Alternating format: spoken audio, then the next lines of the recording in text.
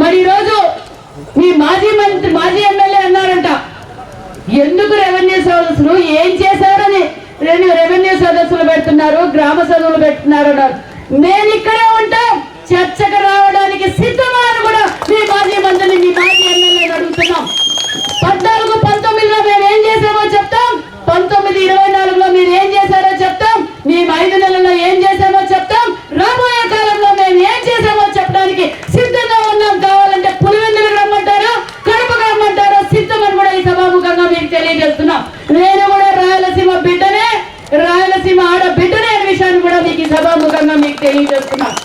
మరి 33 మంది ఎంపీలు ఉండి ఏం చేశారండి 5 ఏళ్ల నుంచి?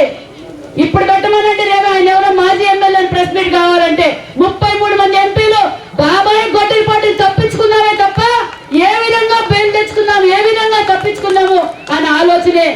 డోర్ డెలివరీ చేసిన ఎమ్మెల్సీని కాపాడుకున్నామా, అక్రమంగా దోచుకున్నామా, దాచుకున్నామని 33 సార్లు 33 మంది ఎంపీలు 333 సార్లు ఢిల్లీకి పోయాడే తప్ప ఏ రోజన్నా ఒక నిధులు తీసుకొచ్చిన గనుడు ఆయన. అందుకే ప్రజలు కూడా ఆయనకి బుద్ధి చెప్పారు.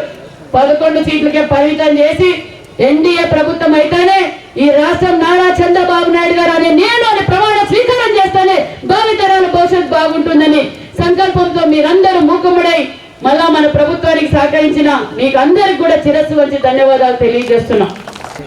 నేను మొన్న కడపలో మీటింగ్ పెడితే పులివెందుల్లో నీళ్ళు లేవంట తాగేకి. మళ్ళీ మన ముఖ్యమంత్రి గారి దృష్టికి తీసుకెళ్ళాం.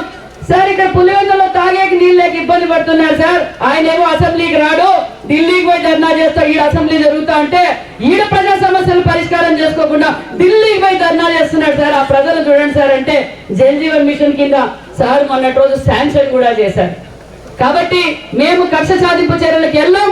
మాది మంచి ప్రభుత్వం, మేము ప్రజల కోసమే ఎల్లవెల్ల కష్టపడతామని కూడా ఈ సభాముఖంగా మీకు తెలియజేస్తూ, ముఖ్యమంత్రి గారు కూడా నన్ను కడపకు పంపించారు. ఏం సార్ నన్ను కడపకు పంపిస్తున్నారు అంటే, నువ్వు రాయలసీమ బిడ్డ కాదా, ఎల్లు కడపకి అన్నారు.